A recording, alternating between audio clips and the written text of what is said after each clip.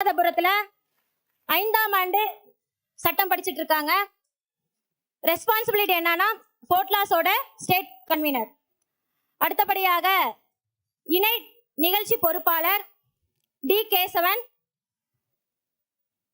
சங்கரன் கோயிலை சேர்ந்தவங்க, LLB first year Trichy லா காலேஜ்ல படிச்சிட்டு இருக்காங்க. ஏபிவிபியோட ஸ்டேட் மீடியா கன்வீனரா இருக்காங்க. அடுத்தது இணை நிகழ்ச்சி பொறுப்பாளர் யுவஸ்ரீ திண்டுக்கல்ல சேர்ந்தவங்க, மதுரை லா காலேஜ்ல 3rd இயர் பண்ணிட்டு இருக்காங்க. ஏபிவிபில எஸ்சிசி மெம்பரா இருக்காங்க. அடுத்தது தொகுப்பாளர் பாலமுருகன், தூத்துக்குடியை சேர்ந்தவங்க, திருநெல்வேலி லா காலேஜ்ல 4ஆம் ஆண்டு சட்டம் படிச்சிட்டு இருக்காங்க. அடுத்தபடியாக இணை தொகுப்பாளர் சூரிய காயத்ரி, கன்னியாகுமரியை சேர்ந்தவங்க, சாஸ்திரா யூனிவர்சிட்டியில 2ஆம் ஆண்டு சட்டம் படிச்சிட்டு இருக்காங்க. போர்ட்லா சவுத் தமிழ்நாடோட கோ கன்வீனரா இருக்காங்க. அடுத்தபடியாக இணை தொகுப்பாளர் வசந்தகுமார், கன்னியாகுமரியை சேர்ந்தவங்க, திருநெல்வேலி லா காலேஜ்ல 3ஆம் ஆண்டு சட்டம் படிச்சிட்டு இருக்காங்க. அடுத்தபடியாக ஏற்பாட்டு குழு பொறுப்பாளர் அஜித் பாண்டியன், இணை ஏற்பாட்டு குழு பொறுப்பாளர் விஜய் மணிகண்டன், மதுரையை சேர்ந்தவங்க, 3ஆம் ஆண்டு சட்டம் படிச்சிட்டு இருக்காங்க. மதுரை லா காலேஜை சேர்ந்தவங்க, போர்ட்லாஸோட ஸ்டேட் கோ கன்வீனர்.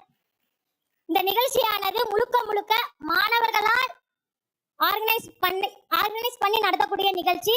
முழுக்க இந்த நிகழ்ச்சியை நமக்கு ஒருங்கிணைத்து வழி நடத்தக்கூடியவர்கள் இவங்கெல்லாம்.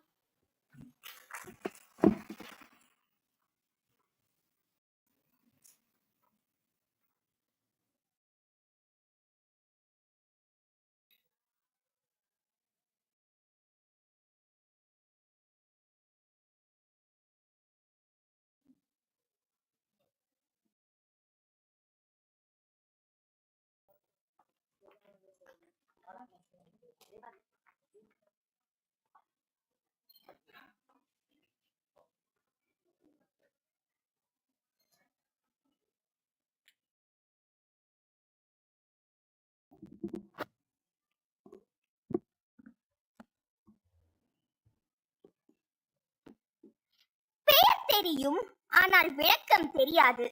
போர்ட்லாவின் தோற்றமும் வளர்ச்சியும் சாதனையும் போதனையும் நம்மோடு பகிர்ந்து கொள்ள அதனுடன் ஒருங்கிணைப்பாளரான திரு முகுந்தன் அவர்களை அழைக்கின்றோம்.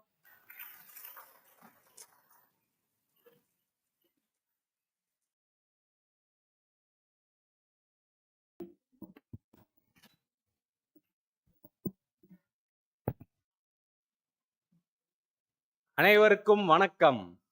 உலகத்தில் வல்லரசாக பாரத நாடு ஆக வேண்டும் என்பதற்காக போர்ட்லாஸ் ஃபோரம் ஆஃப் தமிழ்நாடு லா ஸ்டூடெண்ட்ஸை சட்டக்கல்லூரி மாணவர்களுக்காக உருவாக்கிய ஒரு இயக்கம் ஏபிவிபி, அகில பாரதிய வித்யார்த்தி பரீட்சித் என்பது 1949 டெல்லியில் தொடங்கப்பட்ட இயக்கத்தின் ஒரு விதையானது தமிழகத்திலும் விதைக்கப்பட்டது.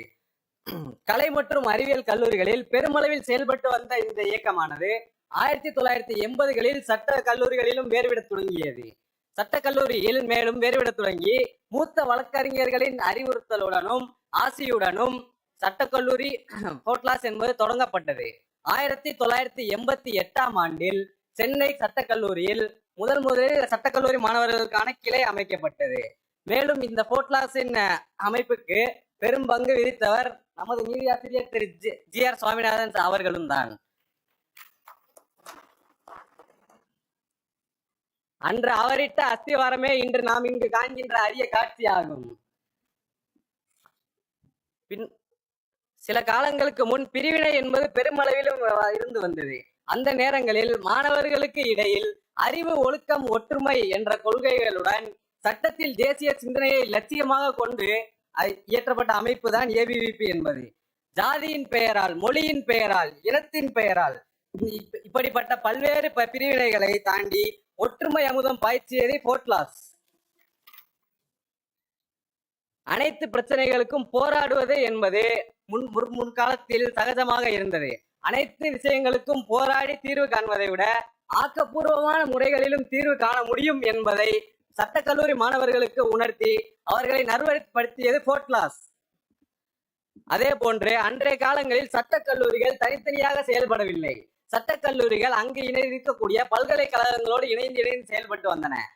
அந்த சமயத்தில் போர்ட்லாஸ் என்பது சட்டக்கல்லூரிகளை ஒருங்கிணைத்து சட்டக்கல்லூரிகளுக்கான தனிப்பட்ட ஒரு பல்கலைக்கழகத்தை உருவாக்க வேண்டும் என்ற கோரிக்கை முதலில் எழுப்பியது.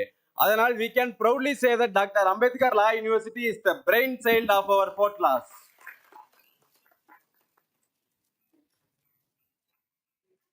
இது போன்ற போர்ட்லாஸ் உடைய சில வெற்றிகள் என்னவென்று பார்த்தீங்கன்னா, முக்கியமானது மதுரை மற்றும் தென் தமிழக பகுதிகளில் பெண் சிசு கொலை அப்படி என்பது முற்காலத்தில் மிக சகஜமாக இருந்து வந்தது.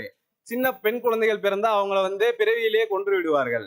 அந்த சூழ்நிலைகளில் கிராமங்கள் தோறும் விழிப்புணர்வு ஏற்படுத்துவதற்காக போர்ட்லாஸை சேர்ந்த மாணவர்கள் பெருமளவில் கிராமங்களில் இறங்கி வேலை செய்து அதன் பிறகு தொட்டில் குழந்தை திட்டம் உருவாவதற்கு அடிப்படையாக செயல்பட்டவர்கள் போர்ட்லாஸ் மாணவர்கள் தான் என்பதை பெருமையுடன் தெரிவித்துக் கொள்கிறேன்.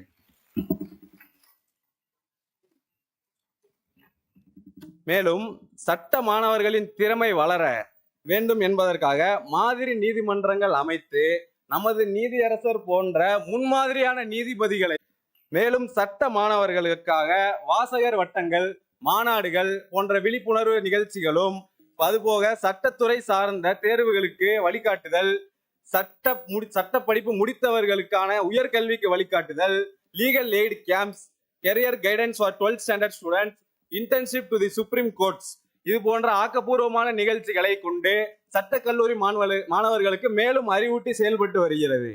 இறுதியாக, அன்றொரு காலத்தில் சட்டக்கல்லூரி மாணவர்கள் என்றால் கல்லெறியும் கயவர் கூட்டம் என்று சொல்வார்கள். அப்படி என்றால் லா college students are powerful, but there power is only nuisance power, அது போன்ற கூற்றுகள் மக்களிடையே இருந்தது. அதை முறித்து இன்று போர்ட்லா சட்டக்கல்லூரி மாணவர்கள் நியூசன்ஸ் பவர் அல்ல, நேஷன்ஸ் பவர் என்பதை நிரூபித்து விட்டனர்.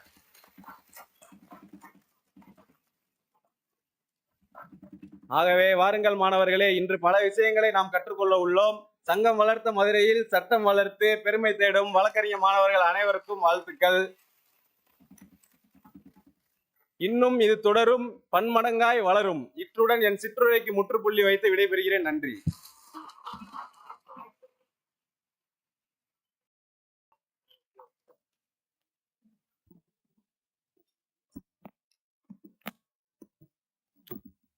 அடுத்ததாக நம்முடன் வந்திருக்கின்ற மூத்த வழக்கறிஞர்களை அறிமுகம் செய்ய விரும்புகின்றேன். வழக்கறிஞர் பாலசுந்தரம் அவர்களும் உச்ச நீதிமன்ற வழக்கறிஞர் யோகேஸ்வரன் அவர்களும் வந்திருக்கின்றனர். அவர்களுக்கு என் அன்பான வணக்கங்கள். பறந்து விரிந்த கங்கை போல, காவேரி போல ஏபிவிபியின் காட்சியை நாம் இன்று காண்கின்றோம். ஆனால் அந்த கங்கை தோன்றிய விதமும், அது கடந்து வந்த தடைகளையும், அதை உடைத்தெறிந்த தலைமையையும் பற்றி நம்மோடு பகிர பண்பாளர் ஏபிவிபியின் தேசிய செயலாளர் ஸ்ரவன் பிராஜ் அவர்களை அழைக்கின்றோம்.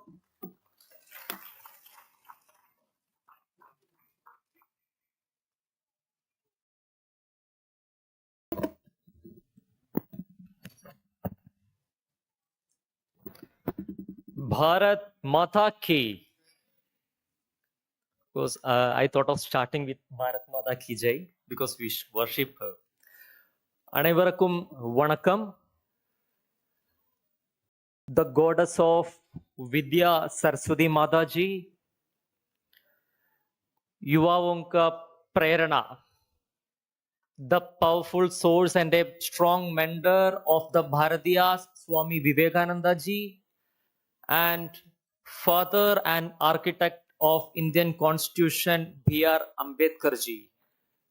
I am touching their foots in their memories, and the respective dignitaries in the dais, Honorable Justice G.R. Swaminathan sir, Mukundan ji, State Fourth Convener, and Kumari Sushila ji, CWC member. அனைவருக்கும் வணக்கம். நான் பாலக்காடு பக்கம், அதனால கொஞ்சம் தமிழ் தெரியும். ஆனா நம்ம தமிழ் ரொம்ப வித்தியாசம் இருக்கு. நீங்க ப்ராப்பர் தமிழ் பேசுவாரு, நான் மிக்சடு தமிழ் பேசுவாரு, right? So so okay, I will try. So நமஸ்காரம்.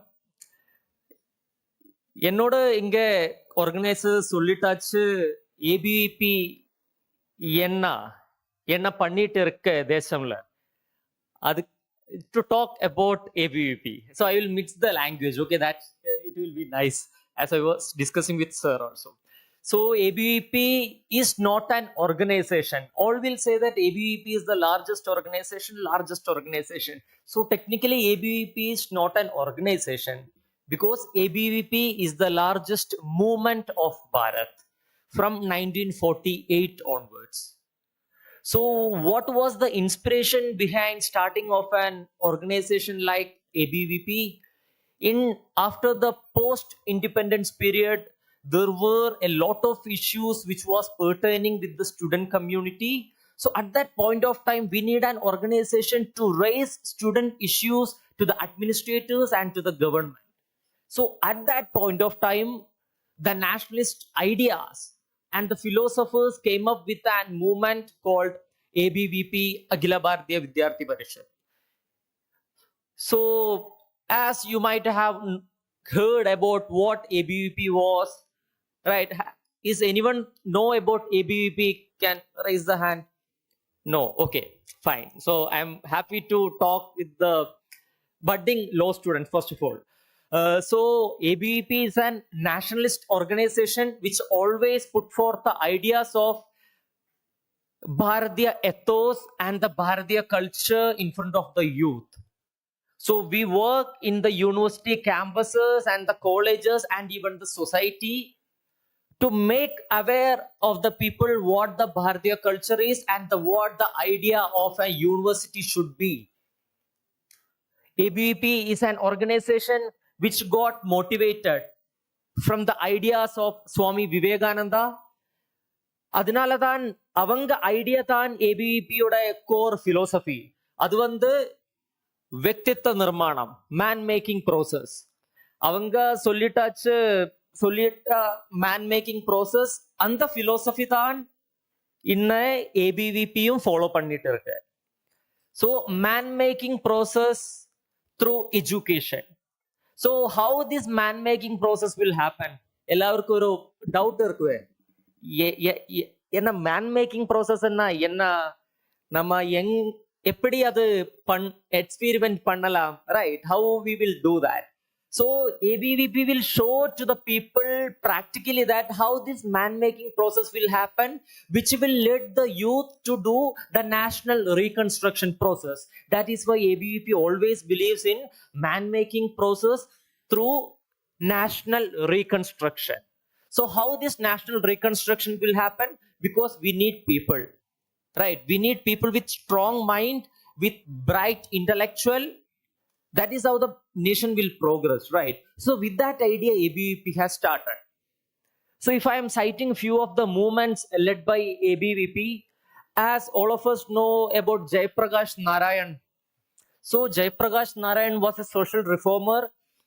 He has started a JP movement. If you Google it, you can see, okay, JP movement, Jayaprakash Narayan. And first of all, I would like to say one thing. Whatever I am saying, I will be talking with facts, because I know pretty well that I am standing in front of an audience who are the law students, right? So I am talking with the fact, first of all. So in this JP movement, there was an argument. In 1973, this movement has started from Gujarat, then it has established in Bihar and other provinces.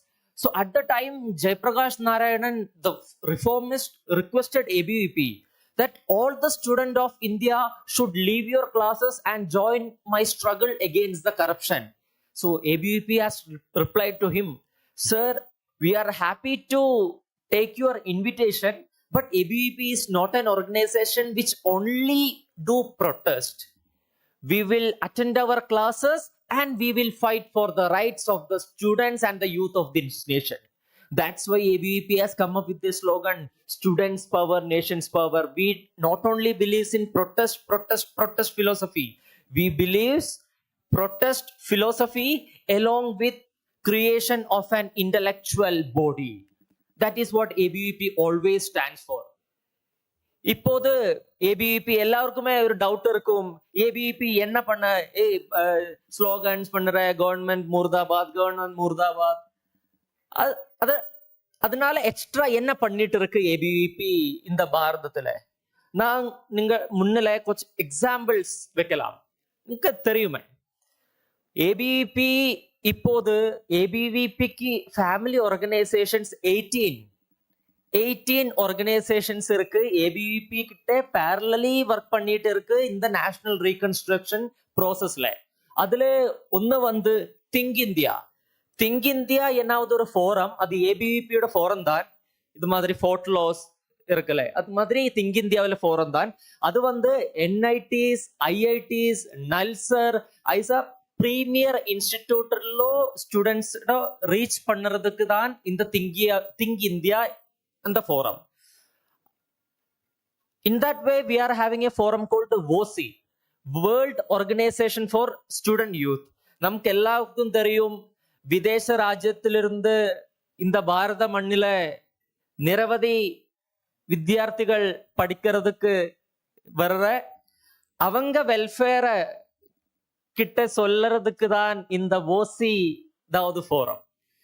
அதோடொപ്പം തന്നെ ஷோது research scholars கிட்ட discussion பண்ணுறதுக்கு, அவங்க கிட்ட பிரச்சனை என்னாவது இருக்கா raise பண்ணுறதுக்கு இந்த ஷோது forum.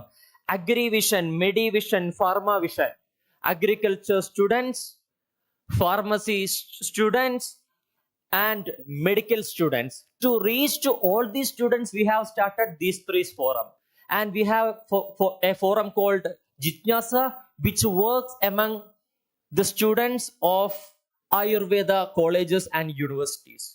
We are having a forum called Savishkar, which works among the students who are interested in startups and entrepreneurship. Because now we are talking about Atmanirbhar Bharat, Make in India project and all, right? So at that point of time, we are having a forum called Savishkar, and we are having a forum called Studometrics, which works among the students from 9th standard to 12th standards.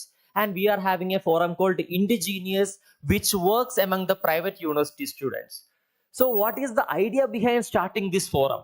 Because ABVP always believes no student should not left behind. This was the slogan which was given by UNESCO actually, but ABVP has adopted that slogan long back, that no student should left behind, because we believed in the concept of Sarva Vyabi Sarva Sparshi.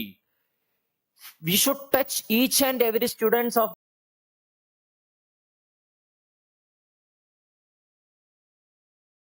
this country, and we should raise their issue. ABVP is for. We are having a forum called Student for Development, where we will be discussing about sustainability, how to conserve forest, how to conserve animals, because we believe in the concept of Vasudhaiva Kutumbakam. We are having a forum called Student for Seva. This forum works among the poor community people, because when the COVID happened, when Bharat was under the COVID pandemic, ABVP's Student for Seva forum has started Parishad Ki Padashala, that we have started schools, small schools in the slum areas, where the Karyakartas of ABVP has went to the streets and the slum areas, and we have started classes, and we have did classes for more than 200 days in many of the slums. That was the activity did by the Student for Seva, even blood donation camps, like that Seva related activities, because we believes in the concept of Manava Seva, Madhava Seva. And we have other forum called Rashtriya Kala Manch, where we will be talking about, where we will be organizing cultural programs, which is Bharat in nature. And we have started a new forum recently called Khelo Bharat. This forum is exclusively to conduct the sports program. So if you see one thing in common, we have talked about sports, we have talked about culture through the arts, we have talked about seva, we have talked about development. Through all this forum, what will happen? A man-making process will happen. Because Vyakti Nirman, even Mahatma Gandhiji, even Aurobindo, and even all the educational philosophers has talked and defined the idea of education as all-round development of an individual, right? You might have encountered through that thing, all-round development of an individual, and that is what ABVP believes. And that is what we have started all these forums. As the law students, I don't want to talk more about law here because we are having an stalwart in the field of law series with us, and I am standing in front of a crowd which will encounter to my questions or any arguments if I raise something wrong, because you are the budding youth of the country. Because yesterday I was also discussing Sri Ramakrishna Paramahamsa. You might be knowing him, right? He was the guru teacher of Swami Vivekananda. He has said once the flower is blossomed, no one want to say to anyone that flower has blossomed, because for finding out the flowers, bees will come even from far distance, right? That is what the law students of Bharat also, for seeking justice, for serving or for getting a justice to a common people. If you are a good lawyer, a common person will approach you even if you live far away from your place. That is what the importance of law students. And especially in this 21st century, when we are talking about the decolonizing of education, because എല്ലാവർക്കും தெரியுமே decolonizing of education, right? I don't know the Tamil or Malayalam term of that. Okay, it's a bit. So for the decolonizing of the education, we have implemented National Education Policy 2020, because ABVP was an organization which did protest in 70s and 80s for a change in education system. We stressfully said that we need an education which is Bharat centric, because we have followed an education which was Macaulay centric for many years. I think that might be the reason even the central government has come up with replacing of the Indian Penal Code to Bharatiya Nyaya Sanhita, and they have come up with the other Bharatiya Nagarik Suraksha Sanhita and Bharatiya Sakshya Sanhita, right?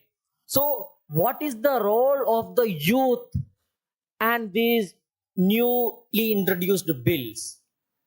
There was a drastic shift from the Indian Penal Code to the Bharatiya Sanhitas. So what should be the role of a law student? These are some of the topics we should have discussions in our campuses.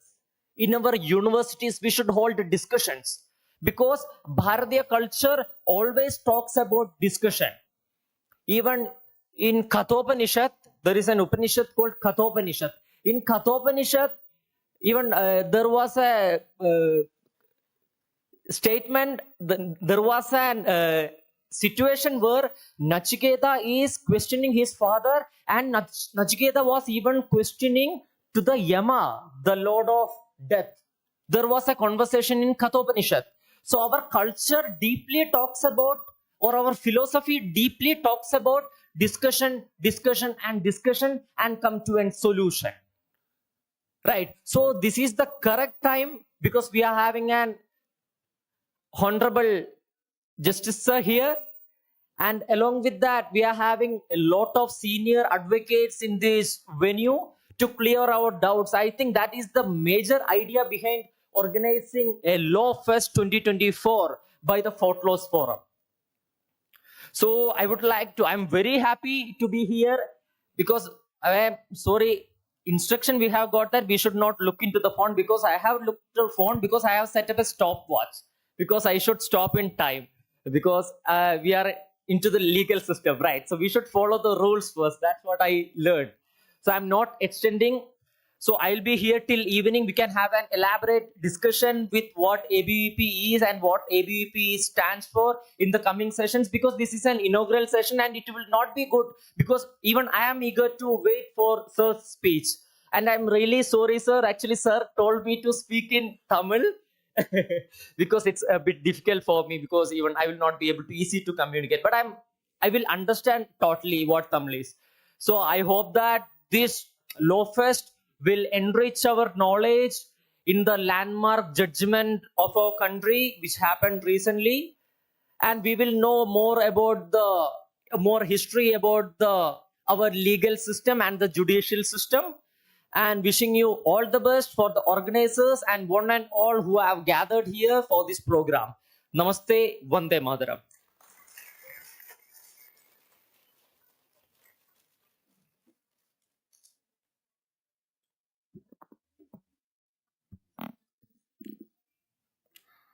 பல்லாண்டிற்கு முன்பாக இவர் விதைத்த விதைதான் இன்று பல்கி பெருகி ஆள் போல் தலைத்து அருகு போல் வேரூன்றி இன்று நாம் காண்கின்ற கோட்லா அமைப்பு. ஐயா, நீங்கள் கண்ட தலைக்காவேரி இன்று உங்கள் முன் பறந்து விரிந்து அகண்ட காவேரியாக வளர்ந்துள்ளது. ஊரெல்லாம் உங்களை போற்றுகிறார்கள். தங்களது போற்றுதலை நாங்கள் வேண்டுகின்றோம். வாருங்கள், சிறப்புரை தாருங்கள் மாண்புமிகு நீதியரசர் அவர்களே.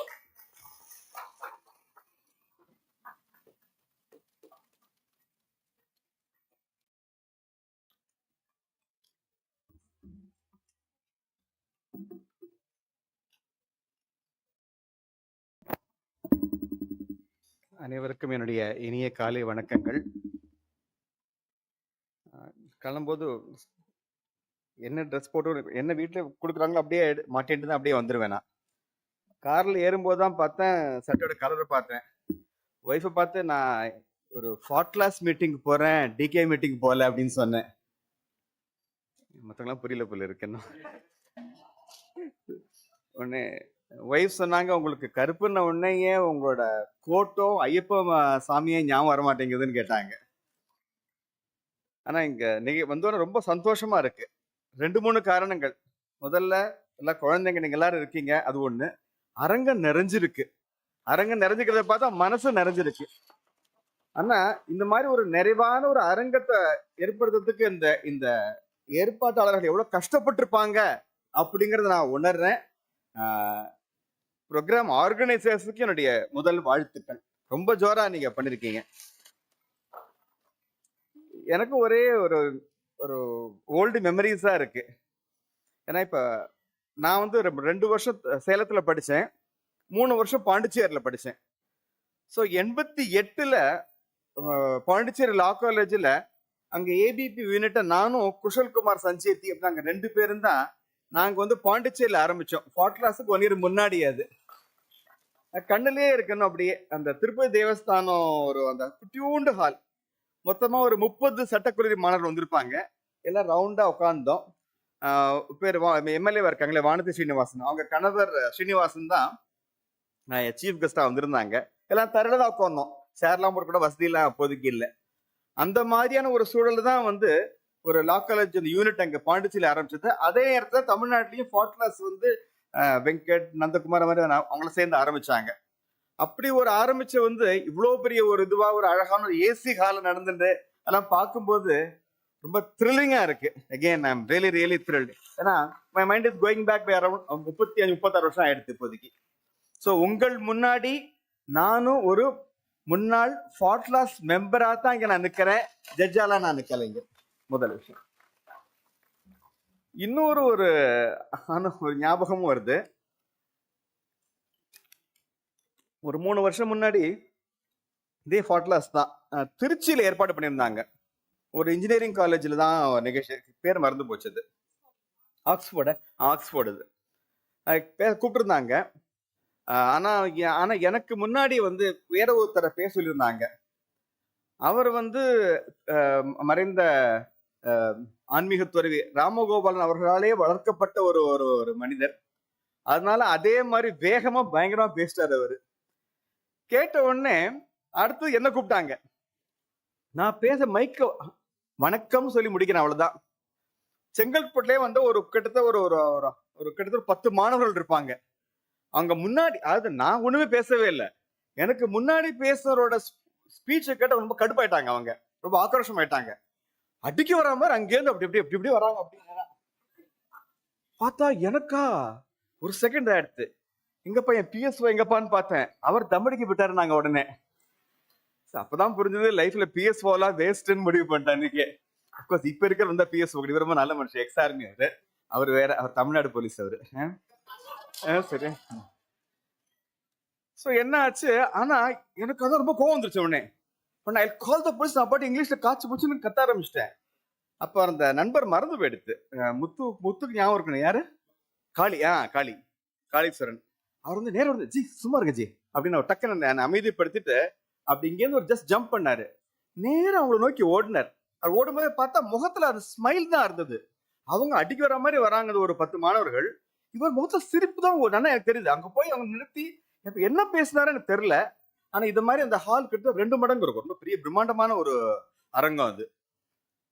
அவங்கள உடனே அமர வச்சு உட்கார வச்சுட்டாங்க. அதுக்கப்புறம் நான் ஜி நீங்க பேச நான் அங்கேருந்து சிக்னல் கொடுத்தேன். நான் வந்து என்ன பேசுறதுன்னு எனக்கு உண்மையே புரியல.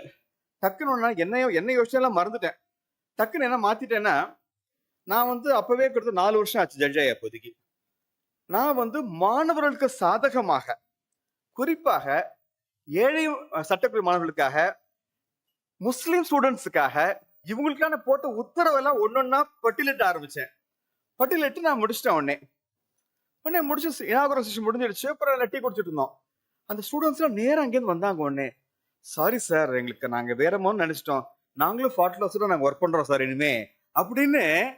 அந்த காளீஸ்வரனோட பிஹேவியர் அப்புறம் என்னோட ஸ்பீச் ரெண்டு தான் கேட்டுட்டு அப்படியே வந்து அவங்க வந்து ஒரு நல்ல ஒரு இணைப்பான ஒரு நல்ல ஒரு அழகான ஒரு இணக்கமான சூழல் அப்ப ஏற்பட்டது. ஸோ இங்க வந்தோடனே எனக்கு அந்த 2 தான் ஞாபகம் வருது எனக்கு.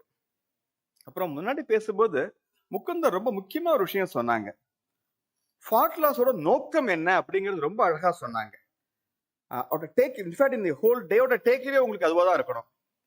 இங்க இருக்கிற அத்தனை பேரும், எவ்ரி லா ஸ்டூடெண்ட் ஹியர், அத்தனை பேருமே வாழ்க்கையில ப்ரொஃபஷன்ல வெற்றியாளர்களாக மாறணும், சக்சஸ்ஃபுல்லா இருக்கணும், எப்படி ஆக்க போறோம் அப்படிங்கிறதுக்கான ஏற்பாடுகள் பண்றதுதான் ஃபாட்லாஸோட வேலையே. வேற எதுவுமே கிடையாது இப்போதைக்கு. உங்க ஒவ்வொரு காலேஜ் இருக்க அங்கங்கேயுமே we have to study centers, career counselling இருக்கணும், how to be successful in life அப்படிங்கிறது தான்.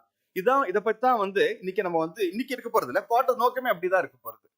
ஸோ அது விஷயமா எப்படிப்பட்ட குவாலிட்டிஸ்லாம் நமக்குலாம் வந்துச்சுன்னா நம்ம அத்தனை பேருமே வில் பி சக்சஸ்ஃபுல் அப்படிங்கிறத பத்தி தான் நான் வந்து உங்கள்கிட்ட நான் பேச போறேன். ஆனா அதுக்கு முன்னாடி இன்னொரு விஷயமும் நான் சொல்லணும். மாணவர்களுக்காக நான் நிறைய உத்தரவெல்லாம் போட்டிருக்கேன்னு சொன்னேன் இல்லையா, ஒரே ஒரு உத்தரவை மட்டும் நான் இப்போ உங்கள்கிட்ட நான் சொல்லலாம்னு ஆசைப்படுறேன். அந்த பையன் தேனி லா காலேஜ்னு நினைக்கிறேன். அவன் என்ன பண்ணா, ஒரு போராட்டம் பண்ணான். அந்த பையன் அவன் வந்து என்னன்னா, பிரின்சிபலோட ரூம்ல அம்பேத்கர் அவங்களோட போட்டோ இல்ல, அதனால போட்டோ மாட்டணும்னு சொல்லிட்டு அவன் வந்து போராட்டம் பண்ணான். உடனே பண்ணிட்டு மக்கள்கிட்ட எல்லாம் என்னமோ பண்ணிருக்காம இருக்கு. உடனே அந்த பிரின்சிபல் ரொம்ப கடுப்பாய் போய் என்ன பண்ணிட்டாங்க, he was suspended from the college. அப்போதைக்கு எனக்கு I was holding this education portfolio, அந்த ரோஸ்டர் இருந்தது. அவன் ரிட்டு மூவ் பண்ணான் சேலஞ்ச் பண்ணி.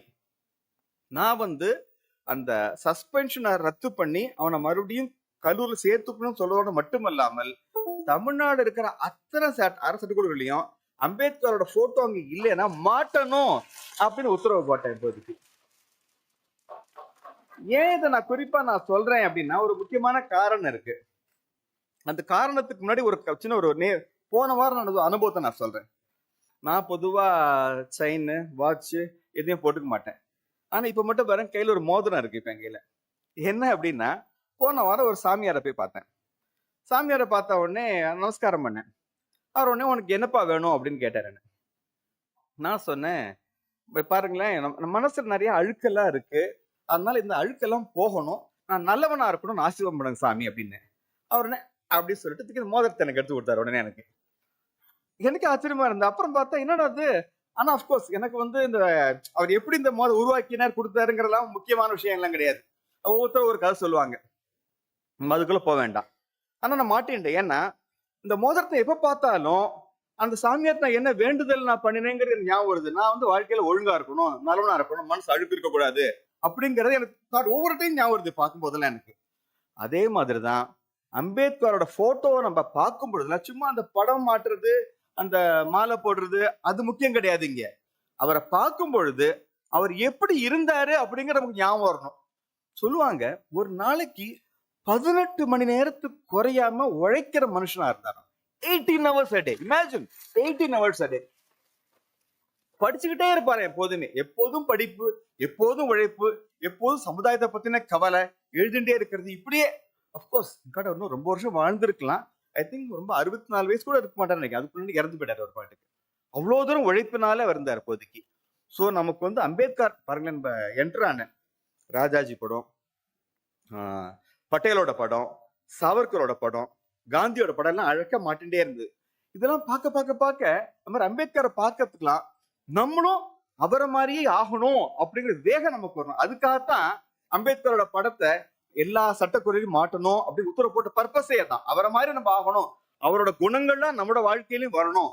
அந்த குணங்கள் நம்மள்கிட்ட வந்தா தான் நம்மளும் வந்து ரொம்ப பெரிய ஆளா வர முடியும் அப்படிங்கிறதுக்கு அந்த உத்தரவு போட்டேன். சரி, இப்ப நான் ஒரு 4-5 சம்பவங்களை வந்து உங்கள்கிட்ட நான் சொல்லலான்னு பாக்குறேன். அட்வொகேட்ஸா இருக்கிறது நீங்க ஆக போறீங்க இன்னும் வெரி ஷார்ட்லி. கொஞ்சம் 2-3 அட்லீஸ்ட் 1-2 அன்னைக்கு கொஞ்சம் டெக்னிக்கலா இருக்கும். நீங்க எல்லாம் கொஞ்சம் கவனமா நீங்க எல்லாம் கேட்கணும்னு வேண்டிக்கிறேன். இப்ப நம்ம எல்லாம் இங்க எங்க இருக்கோம்? இப்ப தியாகராஜா காலேஜ்ல இருக்கோம். சரியா? தியாகராஜா காலேஜ் அப்படிங்கிறது எழுதிக்கலாம் வேண்டாம், சும்மா காலையில் கேட்டா போறோம், அப்புறம் எழுதிங்க. புக்ஸ் எல்லாம் மட்டும் அப்புறமா சொல்லுவேன். தியாகராஜா காலேஜ்ல இருக்கோம். இந்த தியாகராஜா காலேஜ் இப்ப வந்து ஹரி தியாகராஜன் அவங்க தான் பாத்துக்கிறாங்க. இதுக்கு முன்னாடி ஸ்ரீ கருமுத்து கண்ணன் அப்படின்னு மிகப்பெரிய மனிதர், சாதாரண மனுஷன் எல்லாம் கிடையாது, வெரி வெரி கிரேட் மேன்.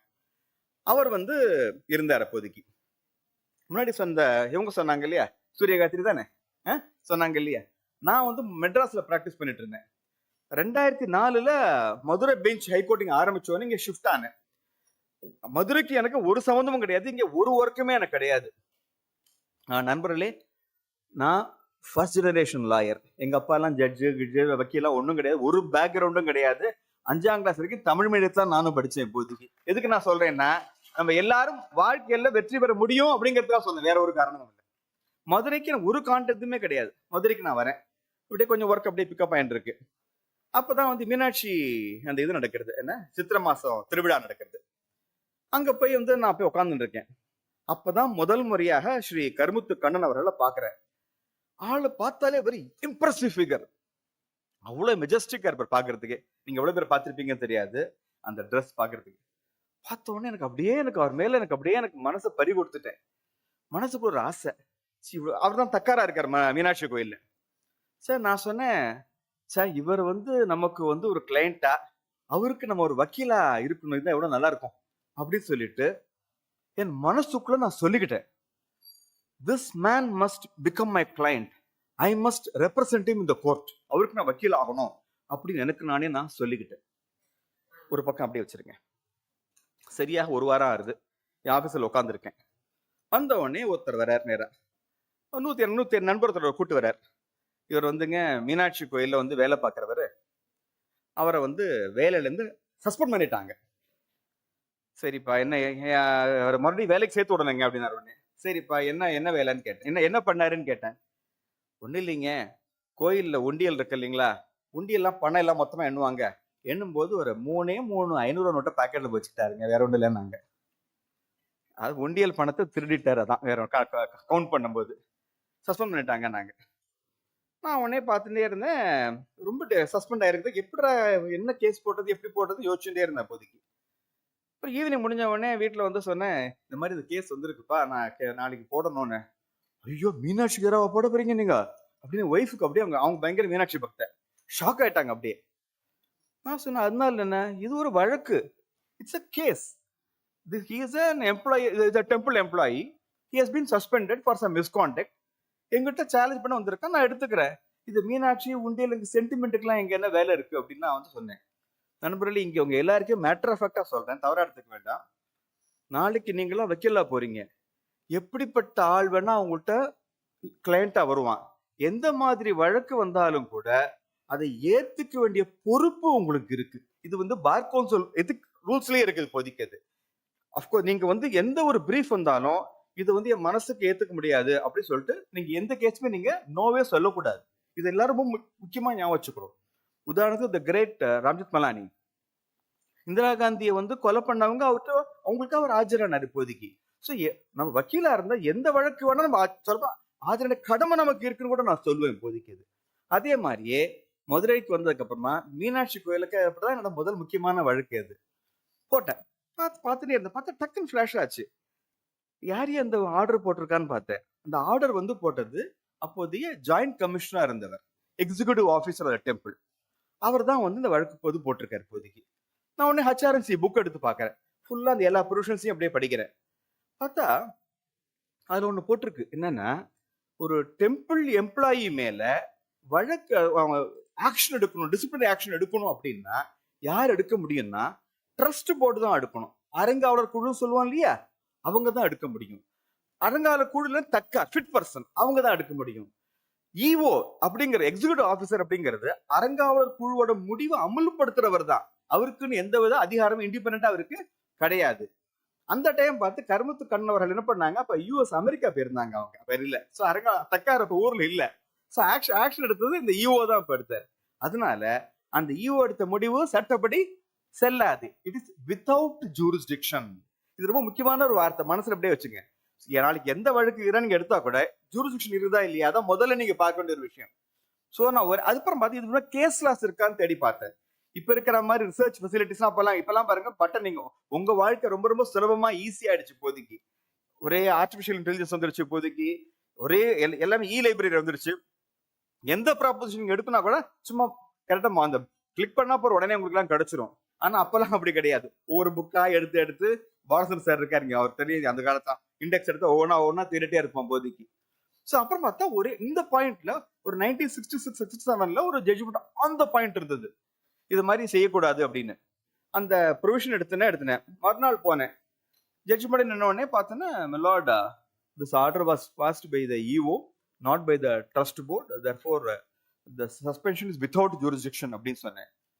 அந்த என் அதிர்ஷ்டம் என்னன்னா, ஜஸ்டிஸ் ராஜேஸ்வரன்கிறவர் தான் உட்கார்ந்துருந்தார். ராஜேஸ்வரன் அப்பா பேர் யூ சுப்பிரமணியன், மிக மிக மிக மிக நேர்மையான ஒரு HRNC கமிஷனர் அந்த காலத்துல இருந்தார். ஸோ அவருக்கு HRNC லா பத்தி ரொம்ப நல்ல ஒரு அனுபவம் இருந்தது. நான் சொன்ன உடனே அவர் நான் சொல்ல வேண்டிய ஃபர்தர் எக்ஸ்பிளைன் பண்ண அவசியமே இல்லை, டக்குன்னு ஒரு பிடிச்சிட்டாரு. அப்போதைக்கு பிடிச்ச உடனே என்ன பண்ணாரு, ஆர்டர் உடனே சட்டிஸ்ஃபைட் பண்ணிட்டு yes he shall be reinstated அப்படின்னாரு. ஸோ சஸ்பெண்ட் ஆகி 2வது நாள் அன்னைக்கு என்னாச்சு, இந்த உண்டியல்ல திருடின அந்த நபர் வேலைக்கு போயிட்டார். உடனே வேலைக்கு சேர்ந்தாச்சு. இப்போதைக்கு அவ்வளோ செகண்ட் டே அன்னைக்கு காட் பேக் ஹிஸ் ஜாப். என் வேலை முடிஞ்சு போச்சு. யூஎஸ் இருந்த கருமுத்து கடன் அவர்களுக்கு பயங்கர ஷாக். என்னையா அது, நான் தக்காரா இருக்கேன், என் கோயில் உண்டியல திருடி இருக்கிறான், சஸ்பெண்ட் பண்ண 2 நாளே வந்துட்டானா அப்படி சொல்லி டென்ஷன் ஆயிட்டார். ஆனா ரொம்ப வெரி மெச்சூர் பர்சன் அவரு. சரி யாரையா அவனுக்கு வக்கீல்னு கேட்டாரா உடனே. அவன் சொன்னா, சாமிநாதன் ஒருத்தர் வந்து இப்பதான் மெட்ராஸ் புதுசா வந்திருக்கிறாரு, இப்போதைக்கு ஒரு யங்ஸ்டர் தான் வந்திருக்காரு. அவனே அப்படியாப்பா, சரி இனிமே நம்ம கம்பெனிக்கு இனிமே அவர் வக்கீலா கேட்டுனாரா. உடனே ஒரு வாரம் கழிச்சு பார்த்தா ஒருத்தர் வந்து கம்பெனில இருந்து பேர் மறந்து போச்சு, ஒரு ஃபைல் எடுத்துக்கிட்டு வந்தார். சார் தியாகராஜா மிஸ்ரின்னு வரேன். உடனே என்ன விஷயம்னா, இல்ல எம்டி வந்து உங்கள்கிட்ட உங்களை பார்க்க சொன்னார் இந்த ஃபைலானார். உடனே எனக்கு ஒண்ணுமே புரியல. அப்புறம் மனசு ரொம்ப சந்தோஷம். உடனே எதுக்கு இந்த கதை. அதுக்கப்புறம் தான் ரொம்ப வருஷம் நான் வந்து கருமுத்து கண்ணன் அவர்களுக்கு பல வழக்குகள் நான் நடத்தி இருக்கிறேன். எதுக்கு சொல்ல வரேன் இந்த கதை அப்படின்னா, நீங்க அத்தனை பேரும் இங்க இருக்கிற ஒவ்வொரு குழந்தைங்களும் மனசுல நீங்க சொல்லிக்கணும், பெருசா நீங்க ஆசைப்படுங்க, ட்ரீம் பிக். அபுல் கலாம் வந்து கனவு காணுங்கன்னு சொன்னார் இல்லையா, சொல்லும்போது உடனே பண்ணுது புல்லரிக்குது எனக்கு. அது சும்மா வெறும் வார்த்தை கிடையாது, அது ஹி மென்ட் இட். நிஜமாலே ஒரு அர்த்தத்தோட சொன்னாரு. இப்போதைக்கு நம்மளால பெருசா நம்ம கனவு கண்டாதான் நம்மளால அது வந்து நாளைக்கு சாத்தியப்படும். கனவே காணல, ஆசையே படலை அப்படின்னா நம்மளால இப்படி பெரிய பெரிய விஷயங்கள் நம்மளால சாதிக்க முடியாது இல்லையா. அதனால இங்க இருக்கிற ஒவ்வொரு ஃபாட்லாஸ் இவங்க ஸ்டூடெண்ட்டும் அத்தனை பேருமே இங்க எல்லாம் என்ன பண்ணணும், பெருசா நீங்க ஆசைப்படணும். ஆசைப்பட்டீங்கன்னா எழுதி தர நடக்குங்க. It will happen to you. சந்தேகமே உங்களுக்கு வேண்டாம் உங்களுக்கு. சோ நான் உங்களுக்கு சொல்லக்கூடிய முதல் பாயிண்ட் என்னன்னா, பி ஆம்பிஷியஸ். ஆசைப்படுங்க, பெரிய வக்கீலா இருக்கணும்னு ஆசைப்படுங்க. இப்போதைக்கு இன்ஃபேக்ட் நான் சேலம் லா காலேஜோட அந்த ஃபர்ஸ்ட் ஜட்ஜ் நான் தான், ஹைகோர்ட் ஜட்ஜ். நான் அங்க போகும்போது இன்ஃபேக்ட் அந்த கரஸ்பாண்ட் தனபாலம் அவ்வளோ நெகிழ்ச்சியான எனக்காக ஒரு ஏற்பாடு பண்ணார், பாராட்டு கூட்டம். எனக்கு போகும்போது அங்க வந்து நிறைய கிளாஸ்மேட்ஸ் எல்லாம் வந்தானுங்க. வந்த போது அவங்க எல்லாம் என்கிட்ட என்ன சொன்னானுங்க, நான் ஆக்சுவலி எனக்கு மறந்து போச்சு. நான் 17 வயசு அப்ப.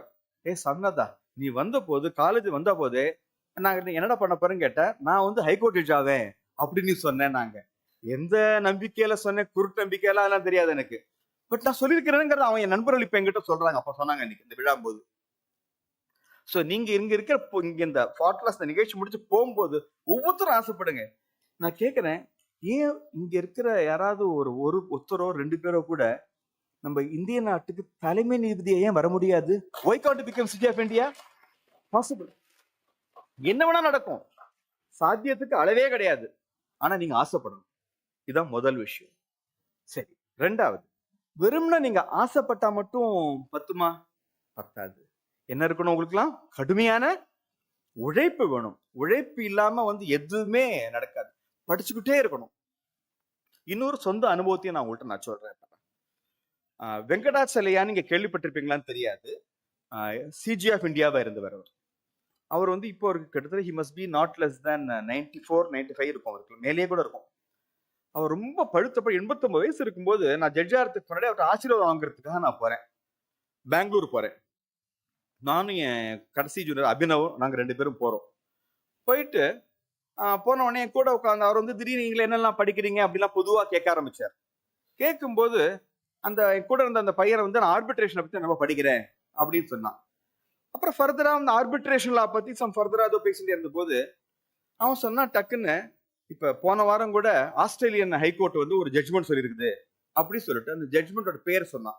ஏ வர்சஸ் பி அப்படின்னு அந்த பேரை சொன்னான். சொல்லி முடிச்ச உடனே வெங்கடாசலையா அப்படி ஸ்மைல் பண்ணார். உடனே அவனுக்கு ஒன்றும் புரியல, லார்ட்ஷிப் நீங்க எதுக்கு இப்படி ஸ்மைல் பண்றீங்கன்னா, no young man, your citation is not accurate, it is not A versus B, it is B versus A அப்படின்னு நான் திருத்தினர். எனக்கு ஷாக் ஆயிடுச்சு. யோசிச்சு பாருங்க, வெங்கடாச்சலையா அவர் சிஜி ஆஃப் இந்தியா ரிட்டையர் ஆகி 1996 ரிட்டையர் ஆயிட்டாரு. அப்புறம் மற்ற நீதிபதிகள் ஆட்டமா சம்பாதிக்கிறதுக்காக ஆர்பிட்ரேஷன் பக்கம் போகவே இல்லை. அவர் சொல்றாரு, எனக்கு அரசாங்க தரக்கூடிய பென்ஷன் எனக்கு போறோம், அதுக்குள்ள எளிமையா நான் வாழ்ந்துக்கிறேன், எனக்கு மற்றபடி சம்பாதிக்க அவசியமே இல்லைன்ட்டார். அவருக்கும் சட்டத்துறைக்கும் கடந்த 25 வருஷங்களா ஒரு சம்பந்தமும் கிடையாது. இருந்தாலும் அவர் என்ன பண்றாரு, படிச்சுக்கிட்டே இருக்காரு. அவர் he continues to equip himself. அதுக்கு நாங்க சந்திக்கிறது ஒரு வாரம் முன்னாடி கொடுத்த ஒரு ஃபாரின் ஜட்ஜ்மெண்ட். அதை என் ஜூனியர் தப்பா சொன்ன போது திருத்தி சொல்லிருக்காரு, அதை அவர் படிச்சுக்கிறாரு. இப்போதைக்கு இந்த நிகழ்ச்சியில் நீங்களாம் தெரிஞ்சுக்க வேண்டியது என்ன, அத்தனை பேரும் தொடர்ந்து படிச்சுட்டே இருக்கணும். ரீட். வக்கீல் தொழில நம்ம வெற்றி பெறணும்னா அதுக்கு ஒரே ஒண்ணுதான், you must keep on reading, studying. அதுதான் நம்மள வெற்றியை நோக்கி கொண்டு போகும். இப்ப நேரம் குறைவாயிடுச்சு, இப்ப 11:30 ஆயிடுச்சு, அதனால நான் முடிக்க போறேன். உங்களுக்கு எல்லாம் ஒரே ஒண்ணை மட்டும் நான் சொல்லிட்டு நான் அமர்கிறேன். நீங்க அத்தனை பேரும் நீங்க நிறைய பயோகிராபிஸும் ஆட்டோபயோகிராபிஸும் படிக்கணும். என்னென்ன புக் பண்ண ஒரு 5 புக் மட்டும் நான் உங்களுக்கு நான் சொல்றேன். அதை மட்டும் எல்லாரும் மனசுல பதிச்சுங்க, கையில குறிச்சுங்க. இல்லைன்னா இப்போதைக்கு சரியா? ரொம்ப சிம்பிளான புக் ஒன்று சொல்றேன். இந்த லீகல் ஈகிள்ஸ் அப்படிங்கிற புக் இருக்கு. நான் முடிஞ்சா அடுத்த ஒரு உங்க எல்லா ஃபாட்லா சென்டர்லயும் ஒவ்வொரு புக்கு காப்பி கொடுத்தோட நீங்க ஷேர் பண்ணிக்கலாம் நீங்க எல்லாருமே. அதை லீகல் ஈகிள்ஸ், இந்து பன் அவங்க எழுத புஸ்தகம் லீகல் ஈகிள்ஸ் ஒண்ணு. ரெண்டாவது ரொம்ப முக்கியமான புஸ்தகமா நான் உங்க எல்லாருக்கும் பரிந்துரை செய்வது, ஒரு 2 நாளைக்கு முன்னாடி இறந்து பண்ணாங்க இல்லையா, ஃபலி நரிமன், கேள்விப்பட்டீங்களா? ஞாபகம் இருக்கா? அவரை பத்தி எத்தனை ஆபிச்சுவரி 1 2 அவ்வளோ ஆபிச்சுவரிஸ் இருந்தது. எல்லாரும் அவர் அப்படி கொண்டாடினாங்க. ஆனா நம்ம நாட்டுல எத்தனையோ சக்சஸ்ஃபுல் லாயர்ஸ் இருந்திருக்கிறாங்க. நரிமனை ஏன் அவ்வளவு கொண்டாடுறாங்க அப்படின்னா, அவர் மத்திய அரசு அடிஷனல் சொலிசிட்டரா இருந்தார் இப்போதைக்கு, இந்திரா காந்தி அம்மையார் கவர்மெண்ட்ல 1975ல. அப்ப இந்திரா காந்தி அம்மையார் எமர்ஜென்சி அறிவிச்ச உடனேயே இந்த எமர்ஜென்சியை நான் ஏத்துக்க முடியாதுன்னு சொல்லிட்டு அதுக்கு எதிர்ப்பு தெரிவிச்சு தான் வேலையை ராஜினாமா பண்ணார். He resigned his law officer post after declaration of emergency. என்ன தைரியம் இருக்குன்னு அவருக்கு பாருங்க. சோ அதனால இந்த ஃபலி நரிமன் பிஃபோர் மெமரி ஃபேட்ஸ் அப்படிங்கிற புஸ்தகம், பிஃபோர் மெமரி ஃபேட்ஸ், அற்புதமான புஸ்தகம். அவ்வளோ அட்வைஸ் இருக்கும்.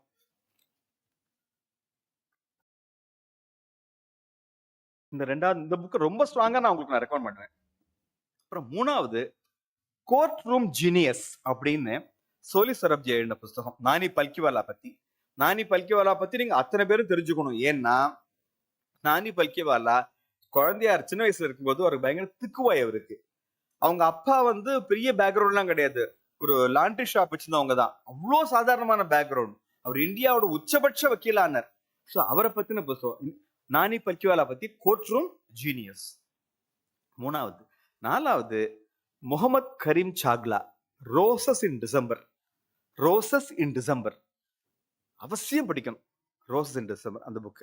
அஞ்சாவது ஹிதயத்துல்லாவோட மை ஓன் போஸ்வெல். கடைசி 2 சுயசரிதை. இந்த 5 புக்கை படிங்க. உங்க அத்தனை பேர் மை ஓன் போஸ்வெல் ஹிதயத்துல்லாவோட புஸ்தகம். இந்த 5 புக்கையும் நீங்க படிங்க. அந்த புஸ்தகங்களை சொல்லிருக்க அத்தனை விஷயங்களையும் அப்படியே உள்வாங்கிடுங்க. வந்தீங்கன்னா I guarantee all of you will become very successful lawyers. சந்தேகமே வேண்டாம். இன்ஃபேக்ட் இந்த லா படிச்சு நம்ம முன்னாடி அவ்வளோ ஆப்பர்ச்சுனிட்டிஸ் இருக்கு. ஏன் இவ்வளவு ஸ்ட்ராங்கா அந்த இது நான் உங்கள்கிட்ட சொல்றேன் அப்படின்னா, போன மாசம் முழுக்க எனக்கு வந்து அந்த திருத்துற வேலை கொடுத்தாங்க. மாவட்ட நீதிபதிகளோட எக்ஸாம் திருத்துற வேலை. அப்புறம் 10 நாள் வந்து முன்சிப் செலக்ஷன் ரெக்ரூட்மெண்ட் இது பண்ணேன். மாணவரை ரொம்ப வருத்தத்தோட பதிவு பண்றேன். 1000 பேர் எழுதினாங்க மாவட்ட நீதிபதி போஸ்ட். மொத்தம் 50 வேகன்சி. நான் திருத்தின வரைக்கும் ஒருத்தர் கூட தேரல இல்லை. நாட் 1%. அதான் அந்த லட்சணத்துமா நம்ம இருக்குது இப்போதைக்கு நம்ம இதுக்கு. அதனால தான் சொல்றேன், இந்த தலைமுறை நீங்கள்லாம் வந்து என்ன பண்ணணும்னா, இன்ஃபேக்ட் உங்க மேலதான் எனக்கு ரொம்பவே நம்பிக்கை இருக்கு. எனக்கு இப்போதைக்கு நீங்கள்லாம் நன்னா படிச்சுட்டு கடுமையான உழைப்போட ஒரு நேர்மையான வாழ்க்கையோட வாழ்ந்து, நம்ம முன்னாடி ஸ்ரவன்ஜி சொன்னாங்க இல்லையா, இந்த இயக்கத்தோட நோக்கமே நம்ம பாரத நாடு பழையபடி அந்த பழைய பெருமையோட நம்ம இருக்கணும் அப்படின்னா, நாம இருக்கிற அத்தனை பேரும் நம்மளோட பங்களிப்பை நம்ம வந்து முழுமையா செஞ்சாதான் முடியும். அந்த பங்களிப்பை நீங்க எல்லாருமே ஃபார்க்லாஸ் மூலமாக நிறைவேற்றுவீர்கள் என்பது எனக்கு முழு நம்பிக்கை இருக்கு. உங்களை அறையும் வெற்றி பெற வாழ்த்துகிறேன். நன்றி, வணக்கம்.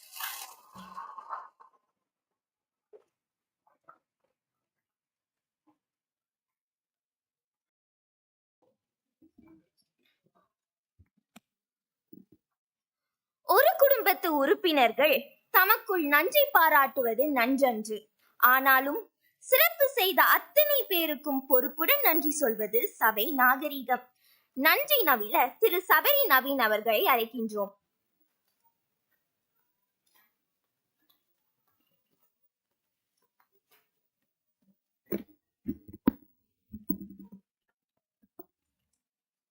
I am here to deliver the vote of thanks on behalf of Fort Laws South Tamil Nadu's Law Fest. I would like to show our gratitude to the Almighty for providing us wonderful opportunities. I would like to thank our chief guest for spending your valuable time and this function and honor this function with his inspirational thoughts.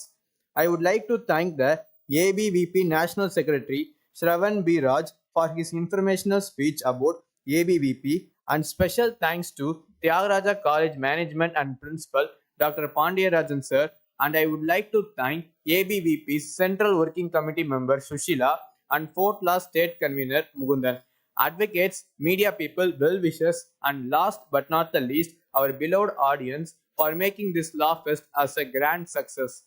Once again, I thanks one and all present here. Thank you.